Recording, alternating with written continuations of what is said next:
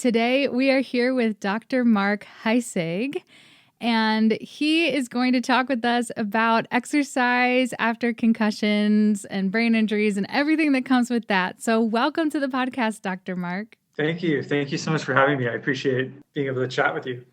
Yes. So I think I first found out about you maybe through Instagram. Dr. Mark has a program called Concussion Reset, and I signed up for his newsletters. I highly recommend anyone listening to subscribe to his newsletters, which I'll put the link in the description. But he sends out really great information on recovering from brain injury and concussion. And one of the emails he sent out, he talked about exercise. And when I watched his video, I thought, I want to hear more about this. And so I sent him an email and asked if he'd come on the podcast, and here we are today. So thanks so much for being willing to come on the podcast. Would you give a little bit of a background of yourself and why you're passionate about concussion rehab? Yes, so myself, I guess most recent and most prominent on my mind is I'm a new girl dad. So I've got a baby girl, 3 months old. I'm super excited about her and about the change. But then professionally, I'm a naturopathic doctor. I was trained in Seattle, Washington. My undergrad prior to that was exercise physiology, which is kind of what brought me into the sports medicine side of things. And then concussion and neurology was actually a total accident. I was actually going to drop out of school because I didn't want to do primary care. So when I was in medical school, I was going to drop out. And a really long story short, I got pushed into a couple sports medicine and neurology seminars. And it just took off from there. And then in practice, I thought I was going to do chronic pain. And I got a couple of PCS, persistent concussion symptom patients that were dealing with chronic pain, realized that I really liked that. And this was like a really underserved kind of, I don't want to say ignored, but like mismanaged community of people where it's like, there's this invisible thing and everyone's like, well, follow up in 2 to 3 weeks, follow up in 2 to 3 weeks. You're just going to have to rest until that goes away. And after diving into the research and getting more training in concussion, I was like, this is crazy. I got to start telling people what they can do about it. And so that's kind of how I ended up on this podcast, I guess. I love that. I love that you mentioned the invisible side of it and how it is underserved. And that's also, I'm a brain injury survivor, and my first TBI was in 2007, and I've had over a dozen concussions since then. And between 2007 and now, there's so much more research available for brain injuries and concussions. And so that's like my motivation for creating this podcast and getting more awareness out there, because I know what it's like to have this invisible injury and have even doctors like not giving you any information. And so I'm excited for our conversation today, and I'm grateful for everything that you do in getting more concussion awareness out there and just helping people to know, hey, recovery is possible. There are some tangible things that you can do to help yourself. And I love that. Yeah, absolutely. Absolutely. Yeah. So let's just go ahead and dive right into this conversation about exercise after brain injury.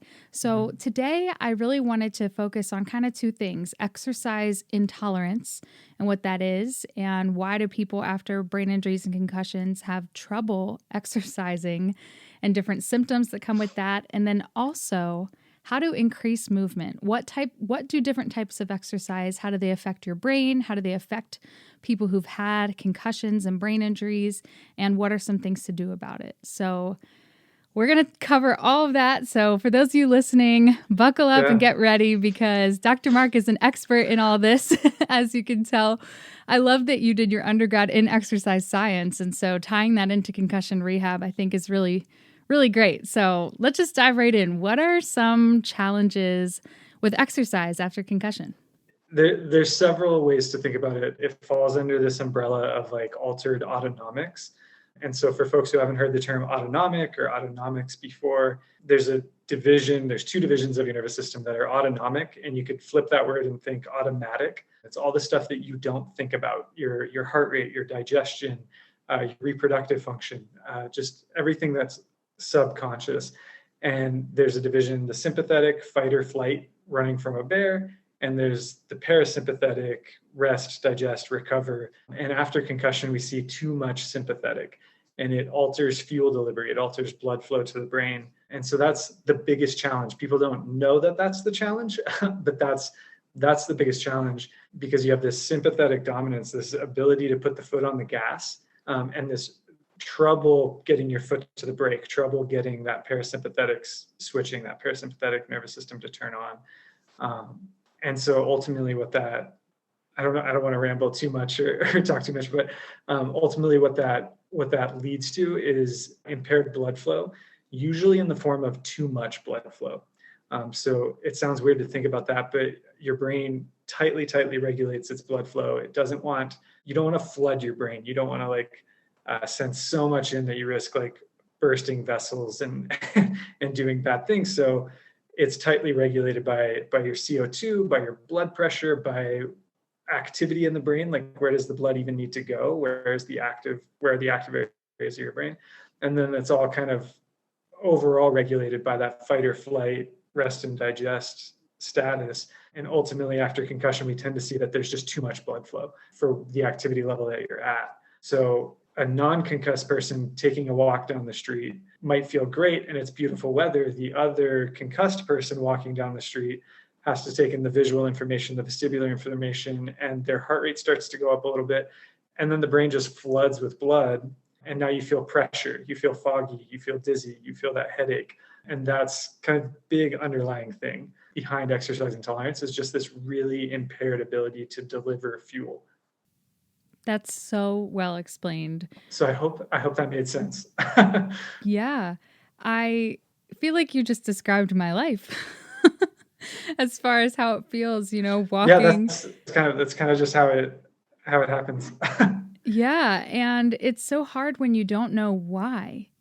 You don't know why you feel that way. And for those listening, if you are a survivor, you might have felt uncomfortable when you're walking, or just getting really tired really easily, or not being able to keep up or exercise. And I used to just feel like, man, I'm so out of shape.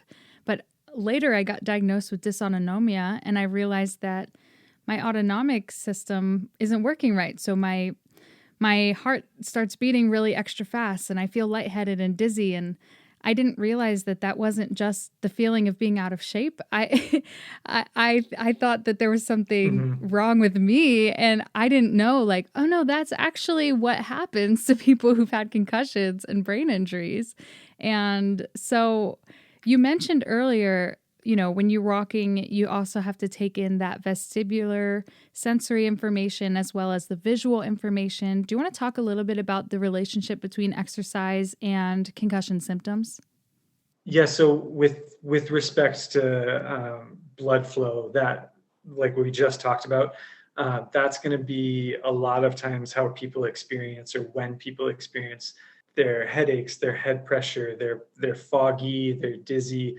Kind of any symptom that you can think of can be traced back in some way to your ability to deliver blood. And so that blood flow one, that abnormal blood flow response to CO2, to blood pressure, we call it neurovascular coupling. So being able to send blood to where it needs to go. And then that autonomic balance. So that's going to be any symptom that you can think of. But then more specifically, symptoms like dizziness, vertigo, blurry vision, double vision, that can come back to abnormal vestibular input. So the vestibular system is it's a tiny bony system. If you haven't actually seen it, if you pulled this out of someone, I could set it on my thumbnail right here and it would fit comfortably. So this tiny little vestibular system that tells you where you're at in space. And if that's sending aberrant or wonky information back to your brain about where you are, that can feel dizzy, that can feel like neck pain, that can feel like tightness, stiffness, again, double vision, blurry vision, all the things we talked about. And that's actually really hard to separate. Like on paper, it's hard to separate from the neck and from cervical injury or whiplash. So like on paper, whiplash and concussion look the same. It's almost impossible to tell the difference between whiplash and concussion without doing an exam. And so when we're looking at these symptoms, it could be partially cervical, like cervical spine proprioception, and partially that vestibular input, leading to a myriad of ocular and vestibular symptoms. Through your darkest night, hope survives. Hope survives.